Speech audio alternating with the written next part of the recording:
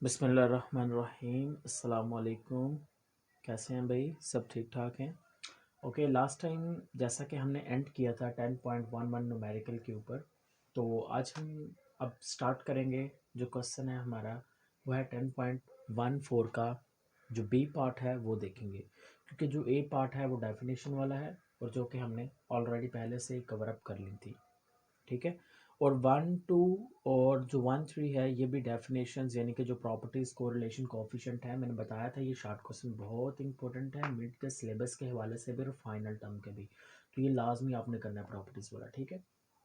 तो अब हम स्टार्ट करते हैं 10.14 का बी पार्ट, इसको पढ़ लेते हैं एक बार।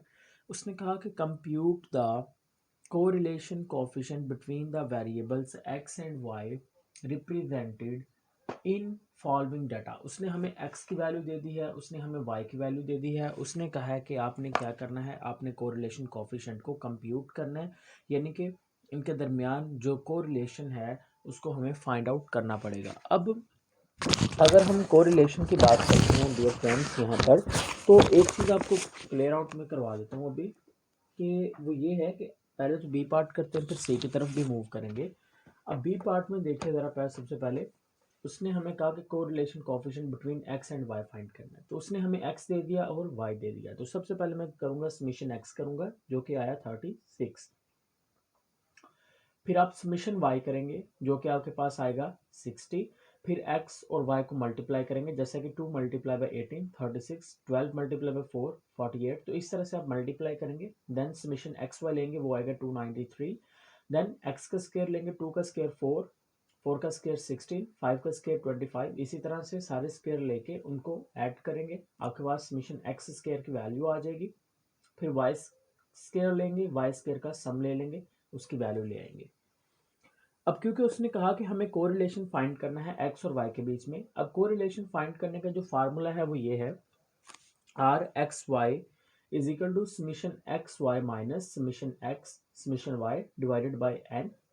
नीचे देखिए summation x square minus summation x, ऊपर ब्रैकेट में स्क्वायर आ गया, divided by N, bracket close, दोबारा नई से bracket, summation x y square minus summation y का स्क्वायर डिवाइडेड बाय एन। अब इस फार्मूला में जो जो वैल्यू आपको पुट आउट करनी है वो सारी हमने यहाँ पे ऑलरेडी निकाल ली है कंप्यूटेशन में।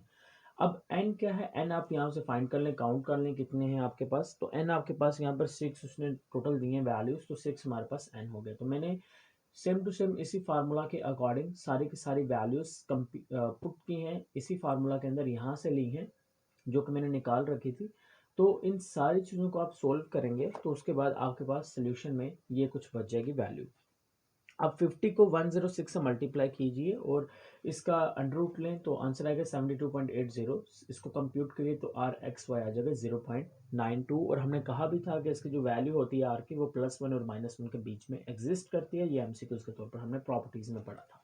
अब ये हो गया हमारे पास बी पार्ट। लेकिन अगर हम सी पार्ट की बात करते हैं तो सी पार्ट जो है वो थोड़ा ज़्यादा इंटरेस्टिंग रहने वाला है। क्यों? क्योंकि उसने कहा कि यहाँ पे देखिए ये वाला, हाँ जी, सी पार्ट उसने कहा मल्टीप्लाई एक्स वैल्यू बाय 2, यानी कि एक्स की जो वैल्यू है एक्स को पहले 2 से मल्टीप्लाई करें और इसमें 6 ऐड कर दें।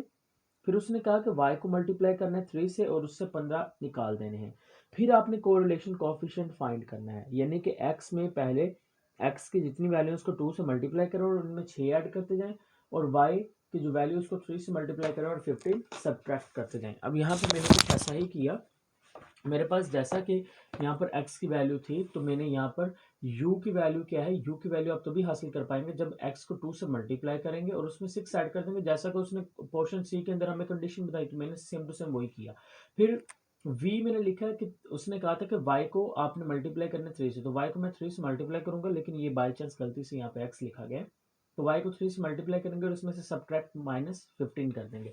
अब पहले एक करके दिखाते हैं। देखिए 2 था तो मैंने 2 को मल्टीप्लाई किया, x की जगह पे क्या रखा 2, 2 multiply 2 is equal to 4, 4 plus 6 is equal to 10। नीचे वाला है 4, 4 को 2 से मल्टीप्लाई, यहाँ पर x की जगह पे 4 रखें तो 4 को 2 से मल्टीप्लाई करिए 8, 8 प्लस 6 इज इक्वल टू 14। इसी तरह से y था 18 तो मैंने यहाँ पर 3 y की जगह पे पहले y रखा है, 18 मल्टीप्लाई बाई 3 कीजिए तो ये आपके पास कितना बन जाएगा, ये आपके पास 18 36 और 36 में 18 ऐड करें तो ये 54 बन जाएगा। 54 में से आप ये 15 को माइनस कर दें तो आपके पास आंसर क्या आएगा, 39 आ जाएगा। ठीक है, तो ये सेम टू सेम मैंने ना इसी तरह से सोल्व आउट किया। अब मेरे पास u आ चुका है, मेरे पास v भी आ चुका है। अब मैंने क्या किया, मैंने u भी लूंगा, u स्केयर लूंगा और v स्केयर लूंगा और सारी वैल्यूज को मैं क्या करते जाऊंगा, सम करते जाऊंगा। पहले तो आपने ये टेबल तैयार करना है। ये टेबल कहाँ से निकाला, वो पीछे वाली वैल्यूज एक्स वाई का इस्तेमाल करके ये टेबल बनाया। ठीक है, सिर्फ ये वो कंडीशंस हैं जो उसने क्वेश्चन में कही, तो उसके मुताबिक हमने बनाया। फिर यू वी वही पुरानी चीज, यू स्केयर और वी स्केयर। अब नीचे जो फार्मूला है ये सेम टू सेम वही फार्मूला है, लेकिन फर्क इतना सा है, वहां पर हम एक्स वाई लिखते थे, यहाँ पर यू वी लिख देंगे, क्योंकि यू वी का मतलब, यहाँ पर यू का मतलब एक्स है लेकिन स्पेशल कंडीशन में एक्स यूज हो रहा है, और वी का मतलब वाई लेकिन स्पेशल कंडीशन, जैसा कि उसने बताया कि 3y-15, तो दैट्स वाई हम वी इस्तेमाल कर रहे हैं। बाकी सेम टू सेम वही फार्मूला, सारी चीज़ें आपके पास ऑलरेडी आप कंप्यूट कर चुके होंगे, निकाल चुके होंगे। फार्मूला में पुट करें 1218 माइनस 108 96, सारे को सोल्व कीजिए, माइनस 402 और 436.86, इसको आप सोल्व करें तो माइनस 0.92 आपके पास क्या आ जाएगा, आंसर आ जाएगा। क्लियर होगी ना बात। तो ये हमारे पास जो न्यूमेरिकल है, ये जो क्वेश्चन हम कर रहे थे 10.14, उसका जो ए पार्ट है, जैसे कि मैंने आपको बोला, वो डेफिनेशन है। बी पार्ट जो कि है वो हमने सोल्व कर लिया। अब सी पार्ट भी हमने इसका सोल्व कर लिया। अब हम चलते हैं नेक्स्ट क्वेश्चन की जानिब, और नेक्स्ट क्वेश्चन जो है वो हमारे पास 10.15 है। चलिए बुक से देख लेते हैं पहले एक बार। क्वेश्चन है जो 10.15, उसका हमें कौन सा पार्ट करना है जी, बी पार्ट करना है, जो कि इम्पोर्टेंट है। असल में वो जो ए पार्ट है ना, वो हमारे सिलेबस में नहीं है, यानी कि जो बेटा आप वो, ये मैं आपको अगेन रिपीट करके बता रहा हूँ, ये उन लोगों के लिए है जो जिनका सेमेस्टर सिस्टम के अंदर है, जिन्हें कोरिलेशन और रिग्रेशन से मुतालिक न्यूमेरिकल्स करने हैं, ये उनका सिलेबस है और उसी के मुताबिक हम करवा रहे हैं। ठीक है ना। अब देखिए ज़रा, उसने कहा कि calculate the correlation coefficient by first multiplying x and y by 10। देखें वही कंडीशन आ गई है।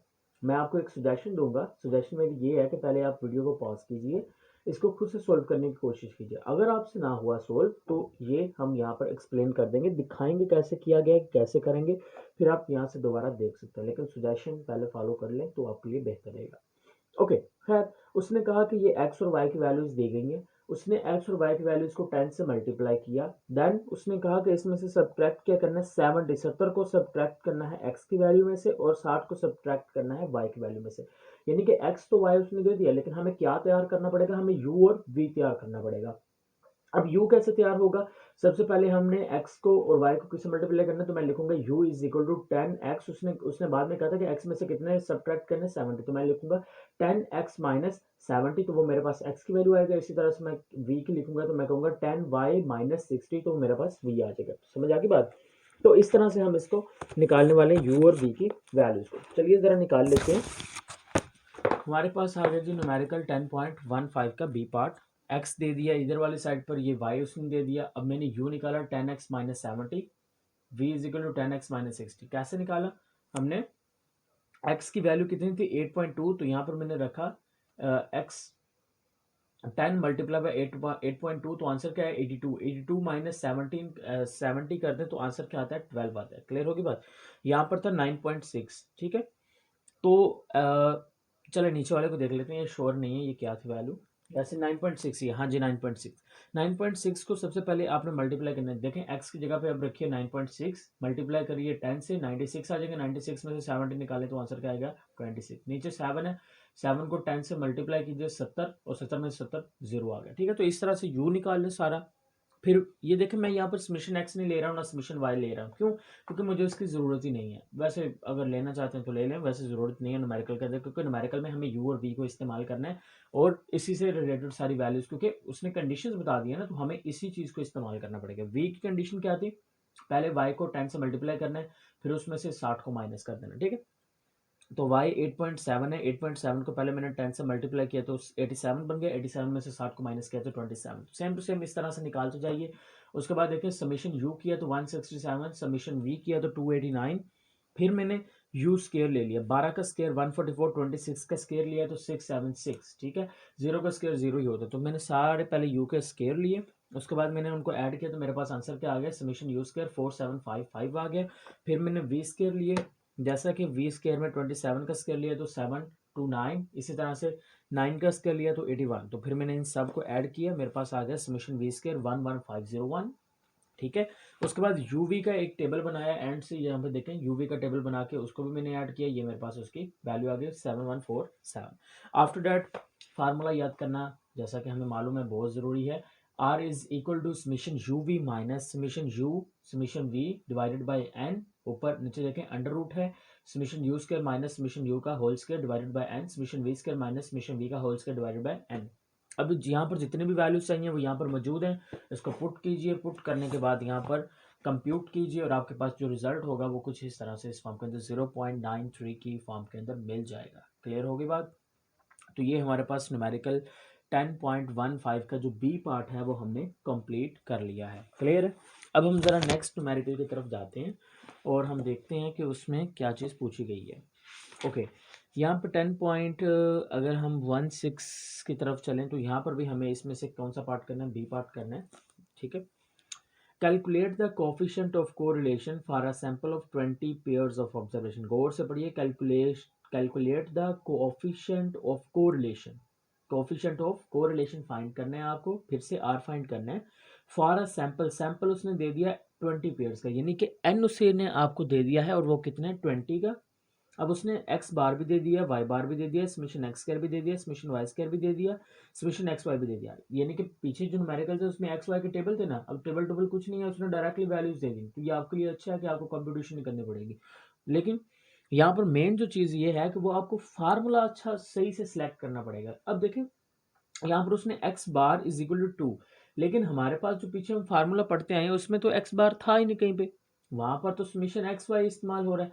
अब एक्स बार कहाँ से लेके आए भाई? हमें तो मालूम है कि जो एक्स बार है उसका मतलब क्या होता है, उसका मतलब ये होता है कि summation x over n, right. अब हमारे पास समीशन एक्स है ही नहीं तो हमें कोई और फार्मूला लगाना पड़ेगा कोफिशिएंट ऑफ कोरिलेशन के लिए। तो इसके लिए आपको एक अल्टरनेट फार्मूला याद करना पड़ेगा, इसके अलावा इसका कोई सोल्यूशन नहीं है। तो देखिए मैंने वहां से सारी चीज़ें उठा ली, ये कैलकुलेशंस, एक्स बार दे दिया, वाई बार दे दिया, समीशन एक्स स्क्वायर दे दिया, समीशन एक्स वाई दे दिया, समीशन वाई स्क्वायर दे दिया, और एंड जो उसने पेयर कहा था मैंने 20 आपको बताया भी था।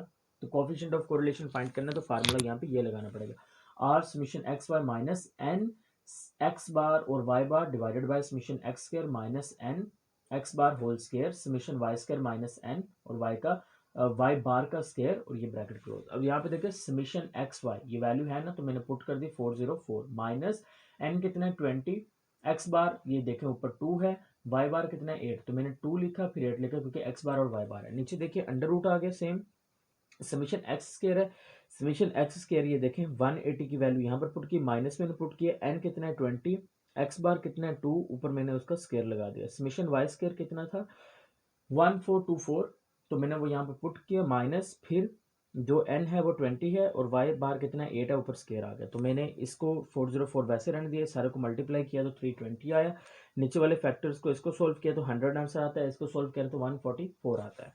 उसके बाद इसमें से माइनस कीजिए तो 84 आएगा, इसको मल्टीप्लाई करें, मल्टीप्लाई करेंगे तो 14400 आ जाएगा, उसका अंडर रूट लें तो 120 आएगा। अब 84 को 120 से डिवाइड करें तो आर क्या आएगा 0.7। तो हमेशा याद रखना कि आर का जो आंसर आएगा, ठीक है, जो कोफिशिएंट ऑफ कोरिलेशन आएगा वो या तो आपके पास -1 और +1 इस दोनों के बीच में आने वाला है। अगर वो आंसर कहीं पे गलती से आपसे 1 से बड़ा चला जाता है या -1 से बड़ा जाता है तो आप समझ लेना कि आपका न्यूमेरिकल गलत है, कहीं पे कोई गलती हो चुकी है आपसे, आपको दोबारा से उसे रीचेक करना पड़ेगा। तो इसलिए कंप्यूटेशन करते वक्त बहुत ही एहतियात से मल्टीप्लाई और ये सारी चीज़ें आपने करनी है ताकि दोबारा से बार बार आपको रीचेक ना करना पड़े। क्लियर होगी बात? ये 10.16 कंप्लीट। अब हम चलते हैं नेक्स्ट न्यूमेरिकल है हमारे पास 10.17 में उसने कहा the following data were computed from a personal records of manufacturing film. अब x number of years of services and y हमारे पास आ गया वीकली रेंज रेट। अब उसने हमें क्या कहा, उसने हमें कहा जी कंप्यूट द कोरिलेशन कोफिशिएंट। आपने कोरिलेशन कोफिशिएंट को क्या करना है, कंप्यूट करना है। तो ठीक है कर लेते हैं, बहुत आसान है। एन दे दिया उसने, यहाँ पे देखिए एक्स बार ने दिया उसने, समीशन एक्स दे दिया, समीशन वाई दे दिया जो कि अच्छी चीज़ है, समीशन एक्स स्क्वायर दे दिया, समीशन वाई स्क्वायर दे दिया, समीशन एक्स वाई भी दे दिया। क्लियर होगी बात?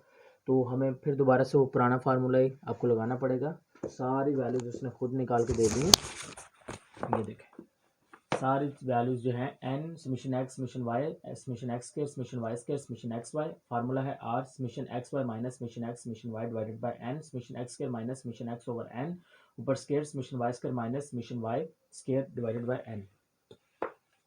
ये फार्मूलाज ना प्रैक्टिस के साथ साथ जब आप लिसन करेंगे ना, जब मैं बोलता हूँ तो आप लिसन कीजिएगा गौर से, उससे भी बड़े अच्छे प्रिपेयर होते हैं, राइट। क्योंकि सम टाइम क्या होता है कि हमारा जो देखने वाली विजन होती है ना, वो हमारी लॉन्ग टर्म मेमोरी नहीं है, वो हमारी शॉर्ट टर्म मेमोरी है। ये तीन तरह की मेमोरी होती है, sensory, short term and long term memory. तो लॉन्ग टर्म मेमोरी में दो तीन चीज़ें ऐड होती हैं, जिसमें एक होता है कि गौर से सुनना, तो आप गौर से सुना करें, ठीक है। अब देखिए समीशन एक्स वाई की वैल्यू कितनी थी, ये उसने दिया 482788, मैंने यहाँ पे रखा, माइनस समीशन एक्स कितना है, ये वैल्यू आ गई, समीशन वाई की जगह पे उसकी वैल्यू लिखी, एन उसने दे दिया 23, मैंने यहाँ पे पुट कर दिया, अंडर रूट आ गया, समीशन एक्स स्क्वायर वैल्यू मेरे पास है जी ये वाली, यहाँ आ गई। आगे देखिए माइनस माइनस समीशन एक्स कितना है, ये उसने दे दिया 2433, ऊपर स्क्वायर है, नीचे एन है 23, आगे समीशन वाई स्क्वायर की वैल्यू है 841786 minus summation y 4245 divided by, ये ऊपर स्केयर भी लगाया 23। इस सारे फैक्टर को सोल्व करिए तो आंसर आपके पास आएगा 33740 डेसिमल 8.3। नीचे वाले इसको सोल्व करें तो 23649, इसको सोल्व करिए तो 58306, मल्टीप्लाई करें दोनों को, उसका अंडर रूट लें, उससे डिवाइड करें तो आंसर आपका आ जाएगा 0.91। फिर देखिए 1 और +1 और -1 के बीच में ही एग्जिस्ट कर रहा है इसका आंसर। क्लियर होगी बात। तो अब हम बात कर लेते हैं इसके बी पार्ट के बारे में। बी पार्ट में उसने कहा कि if the correlation coefficient indicates that there does exist a relationship between x and y. अब जैसा कि हमें पता चला कि इनके दरमियान रिलेशनशिप वाकई में मौजूद है, 91% है, compute the least square line of regression. अब लाइन ऑफ रिग्रेशन को फाइंड करना है। देखें ये अब रिग्रेशन वाली चीज आ गई। लाइन ऑफ रिग्रेशन हमारे पास क्या होती है, लाइन ऑफ रिग्रेशन है आपके पास Y bar is equal to A plus B X, that is the line of regression. अब लाइन ऑफ रिग्रेशन आप फाइंड करनी है, रिग्रेशन लाइन फाइंड करने के लिए आपको बी भी चाहिए ए भी चाहिए। बी की हमने फार्मूला याद है ना, हमने पढ़ा था, हमने बी का फार्मूला पढ़ा था, b is equal to n summation x Y minus minus वहां पर हमने पढ़ा था summation x summation y n और डिवाइडेड बाय, ठीक है। और उसके बाद हमने उसको डिवाइड किया था summation x square minus n summation x का ऊपर स्क्वायर रूट आता था, ठीक है।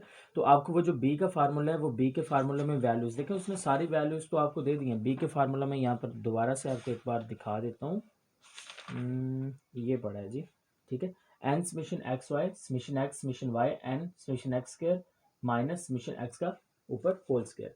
तो ये बी का जो फार्मूला है, इस बी के फार्मूला में ये जितनी भी वैल्यूज आपको यहाँ पे न्यूमेरिकल में दी गई हैं, ये सारी वैल्यूज इस बी के फार्मूला में पुट कीजिए, ये वाले फार्मूला में पुट कीजिए, बी की वैल्यू को कंप्यूट कीजिए। करने के बाद आपने क्या करना है जी, ये ए का फार्मूला है, इस ए के फार्मूला में जो कुछ भी चाहिए आपको रिक्वायर्ड है वो सारे का सारा यहाँ पे डाटा में मौजूद है, ठीक है, इस क्वेश्चन नंबर 10.17 में।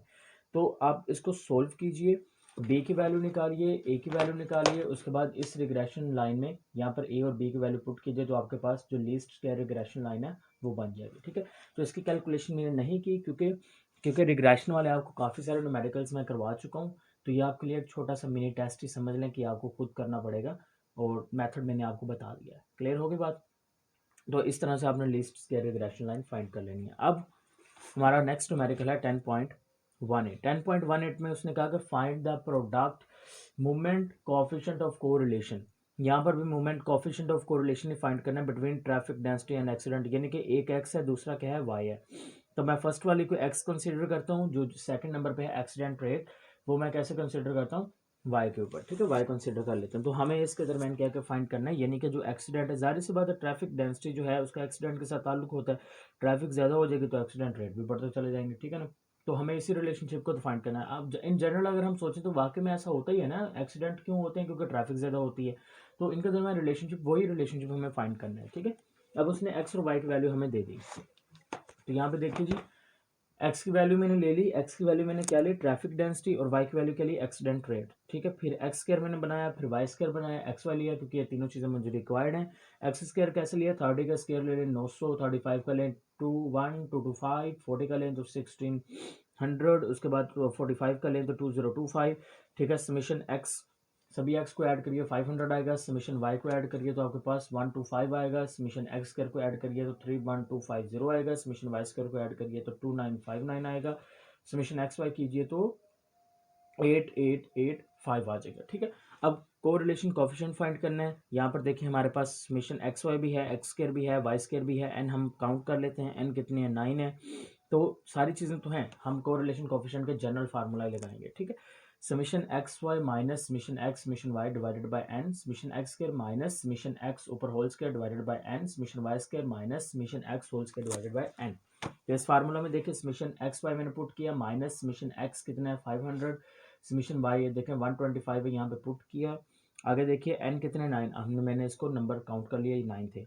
उसके बाद ये अंडर रूट आ गया, समेशन एक्स के ये है, समेशन एक्स की वैल्यू 500 थी, ऊपर मैंने स्केयर लगा दिया, नीचे एन 9 आ गया, ब्रैकेट क्लोज, यानी कि इसी के मुताबिक मैंने सारी वैल्यूज इस तरह से पुट की। आफ्टर दैट ऊपर वाले फैक्टर को सोल्व किया तो आंसर आया 1940 डेसिमल 5.6। नीचे वालों को सोल्व किया तो मेरे पास रिजल्ट आया 3472.2122, तो ये मेरे पास आ गया। मैंने इनको मल्टीप्लाई करके स्क्वायर रूट लिया तो मेरे पास आंसर आया 206062। देन इसको सोल्व कीजिए तो आर की वैल्यू 0.94, यानी कि 94% इनके दरमियान रिलेशनशिप पाया जा रहा है एक्सीडेंट का इसके साथ। यहाँ से आप अंदाज़ा लगा सकते हैं कि किस हद तक जो ट्रैफिक है उसका रिलेशनशिप है एक्सीडेंट के साथ। और अगेन इंपॉर्टेंट बात नोट करने वाली, आर की वैल्यू फिर जो आंसर है वो +1 और -1 के बीच में एग्जिस्ट किया है। क्लियर होगी बात। तो ये हमारा न्यूमेरिकल 10.18 कंप्लीट हो गया। अब हम चलते हैं जी आगे। आगे उसने क्या पूछा है जी, उसने यहाँ पर एक और चीज़ पूछी थी। उसने कहा जी find also the coefficient of determination. Coefficient of determination भी पूछा था। कोफिशिएंट रिलेशनशिप तो पूछ लिया है, कोरिलेशन तो पूछा है, लेकिन कोफिशिएंट ऑफ डिटर्मिनेशन भी पूछा है। कोफिशिएंट ऑफ डिटर्मिनेशन को फाइंड करने का जो फार्मूला होता है वो होता है जी आर स्क्वायर। वो क्या होता है, कोफिशिएंट ऑफ डिटर्मिनेशन किसके इक्वल है, आर स्क्वायर के इक्वल है। आर की वैल्यू हमने अभी निकाली है 0.94, तो उसका स्क्वायर रूट ले लें, स्क्वायर ले लें, स्क्वायर रूट नहीं तो स्क्वायर ले लेंगे तो आपके पास क्या आ जाएगा, कोफिशिएंट ऑफ डिटर्मिनेशन आ जाएगा, दैट्स इट। क्लियर होगी बात। तो हमारा ये भी सोल्व हो गया। नेक्स्ट हम देखते हैं न्यूमेरिकल 10.19। 18 हो गया, 19 हो गया, 19 करना है हमने। 19 देख लेते हैं जी। 19 में उसने कहा कि गिवन हमें उसने मार्क्स दे दिए स्टूडेंट्स के इकोनॉमिक्स के पेपर्स और फिजिक्स के पेपर। अब उसने कहा कि इनके दरमियान कोरिलेशन फाइंड करें और उसकी वजाहत कीजिए। अब देखें जो इकोनॉमिक्स के पेपर हैं उसमें जो नंबर आ रहे हैं स्टूडेंट्स के टोटल, उसने एन कितने हैं जी 12 आपको दे देंगे। इकोनॉमिक्स पेपर को एक्स कंसिडर करते हैं, फिजिक्स पेपर को वाई कंसिडर करते हैं और क्वेश्चन को सोल्व करते हैं, ठीक है। उसे हमें कोरिलेशन फाइंड करना है ना, तो देख लें जी एक बार फिर। एक्स की वैल्यू ये आ गई, यहाँ पर काफ़ी लंबी है 12 है। ये वाई की वैल्यू आ गई, ठीक है। अब असल में आप इसको जो सिंपल वे है, जैसा कि एक्स स्क्वायर का टेबल बनाएं, वाई स्क्वायर का टेबल बनाएं, उसके बाद समीशन एक्स वाई का टेबल बनाएं, फिर समीशन एक्स करें, समीशन वाई करें, समीशन एक्स स्क्वायर करें, समीशन वाई स्क्वायर करें, समीशन एक्स वाई करें। और सिंपल सा फार्मूला जो पीछे हमने यहाँ पर निकाला है, ये वाला कोफिशिएंट कोरिलेशन वाला, इसकी मदद से आप सोल्व कर सकते हैं। लेकिन यहाँ पर आपको एक सब्स्टिट्यूट तरीका मेथड सिखाया जा रहा है, ताकि अगर किसी कंडीशन में आपको डी एक्स दे दिया जाए, डी वाई दे दिया जाए, डी एक्स स्क्वायर दिया जाए, डी वाई स्क्वायर दे दिया जाए, या फिर डी एक्स वाई दे दिया जाए, यानी कि एक्स और वाई की जगह पर डी एक्स या डी वाई दे दिया जाए, तो आपको कैसे उसको सोल्व करना है, क्या इसकी मदद से हम सोल्व कर पाएंगे या नहीं कर पाएंगे। तो इन्होंने यहाँ पर हमें इसी चीज़ को सिखाने के लिए यहाँ पर डी एक्स बनाया है, ठीक है। अब यहाँ पे देखिए डी एक्स कैसे बना है, मैंने किया एक्स माइनस ए जो होता है, D is equal to x minus A, ठीक है। अब d is equal to x minus A, तो मैंने क्या किया डी एक्स है ना, तो D X is equal to x minus 50। अब 50 मैंने कहाँ से लिया, मैंने ये जो एक्स वाला टेबल है ना, इसमें से कोई भी एक वैल्यू सेलेक्ट करनी है। अब इनमें से आप कोई भी वैल्यू सेलेक्ट करें, लेकिन कोशिश कीजिए कि वो जो वैल्यू है वो बिटवीन में आनी चाहिए, मिड में आनी चाहिए। अब यहाँ पर अगर तो एक सीक्वेंस वाइज आते हैं, जैसा कि 36 56 56 से आगे बढ़ता चला जाता है, 66 96, तो फिर बात कुछ और थी, फिर आप बीच में से उठा लेते तो बात बन जानी थी। लेकिन अब यहाँ पर देखिए 36 के बाद 56, फिर सडनली फॉल हो गया 41 पे आ गया, फिर 46, फिर 59, फिर 46, यानी कि यहाँ पे रेंडमली फॉल कर रहा है। तो मैंने क्या किया है, मैंने एक होल कंप्लीट नंबर उठा लिया है, that was not a 46, that is a 50, ताकि जब मैं इनका एवरेज लूँ तो वो भी ऑलमोस्ट 50 के करीब आएगा। तो दैट्स वाई यहाँ पर 50 सेलेक्ट कर लिया गया, ताकि मेरे पास जो रिजल्ट है वो कंप्लीट फॉर्म में आ सके, ठीक है। अब तो मैंने क्या किया, d is equal to x minus 50, d y के केस में भी मैंने यही यूज़ किया, क्योंकि यहाँ पर भी रेंडमली वैल्यूज दी गई हैं। तो d y is equal to y minus 50। अब देखें एक्स में से 50 निकाल दें, एक्स कितने 36, 36 में से 50 निकालें तो 50 बड़ी वैल्यू थी, नेगेटिव का साइन आ गया, कितने आ गए 14 आ गए। अब 56 में से 50 निकालिए, आंसर है 6। 41 में से 50 निकाल दें, आंसर है -9। तो डी एक्स का टेबल आपके पास इस तरह से बन जाएगा। फिर आपने डी वाई का टेबल बनाना है। फिर इसी तरह से 62 है ना, तो y माइनस 50, 62 y कितना है 62, 62 में से 50 निकाले तो आंसर 12, 42 में से 50 निकाले -8। तो इसी तरह से आपने डी वाई का टेबल भी बना लेना है। उसके बाद डी एक्स स्केयर यानी कि -14 का स्केयर लें तो 196। जब स्केयर लेते हैं तो जो माइनस साइन होता है वो पॉजिटिव में चेंज हो जाता है, ठीक है ना। 6 का स्केयर लें, -9 का स्केयर लें, -4 का स्केयर लें और 9 का स्केयर लें। इस तरह से आपने ये इस वैल्यू को स्केयर लेते जाना है। फिर उसके बाद डी वाई का स्केयर लेते जाना है। फिर डी एक्स वाई आपने मल्टीप्लाई कर देना। डी एक्स आपके पास ये है, डी वाई ये है। -14 को 12 से मल्टीप्लाई करें तो आंसर आएगा -168। इसी तरह से 6 को 8 से करें, 6 को 8 से करें लेकिन -8 है ना, तो -48 आ जाएगा। तो इस तरह से आपने इसको मल्टीप्लाई करना है और डी एक्स और डी वाई का टेबल भी ले लेना है। अब डी एक्स को कंप्यूट कीजिए तो आपके पास आंसर आएगा, डी एक्स की वैल्यू को अगर हम जमा करते हैं ना ये टेबल को, तो हमारे पास आंसर आएगा -5। डी वाई को करें तो आपके पास आएगा 49। फिर उसके बाद ये समीशन डी एक्स स्केयर करें तो ये आएगा, समीशन डी वाई स्केयर करें तो ये आएगा, डी एक्स और डी वाई करेंगे तो आपके पास ये आ जाएगा। अब हमें कोरिलेशन कोफिशिएंट फाइंड करना है। हमारे पास फार्मूला ये है, फार्मूला सेम टू सेम वही है। यहाँ पर हम लिखते थे ना समीशन एक्स वाई, लेकिन यहाँ पर summation D X D Y लिख दिया, कोई भी चेंजेस नहीं आ रहे। Minus summation D X summation D Y divided by N, फिर under root summation D X square minus summation D X whole square divided by N, summation D Y square minus summation D Y का whole square divided by N. तो इसके अंदर values put करते जाना है, ठीक है। जैसे कि समीशन डी एक्स वाई ये वैल्यू पड़ी है, उसको पुट करते जाए जो भी आपने करना है।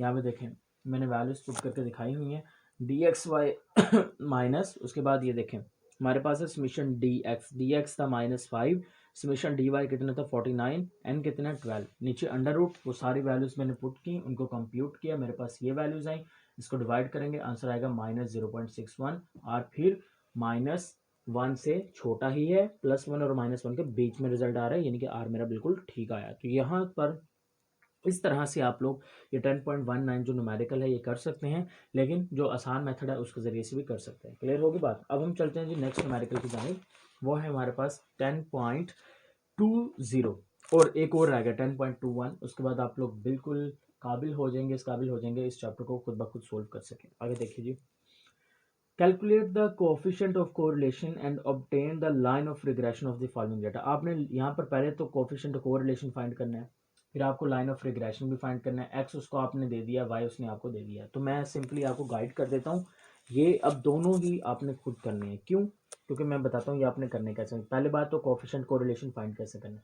एक्स और वाई दे दिया ना, तो पहले एक्स स्क्वायर का टेबल बनाएं, वाई स्क्वायर का टेबल बनाएं, फिर एक्स वाई का टेबल बनाएं, फिर समीशन एक्स लें, समीशन वाई लें, समीशन एक्स स्क्वायर लें, समीशन वाई स्क्वायर लें, समीशन एक्स वाई लें। उन सारी वैल्यूज़ को कंप्यूट करने के बाद ये फार्मूला जो है R is equal to coefficient correlation का सिंपल फार्मूला मैंने बताया, summation x Y minus summation x summation Y divided by N under root summation x square minus summation X whole square divided by N, bracket new bracket open होगी, summation Y square minus summation Y whole square divided by N, bracket close. तो इस formula में are की value put करें और coefficient correlation find करें।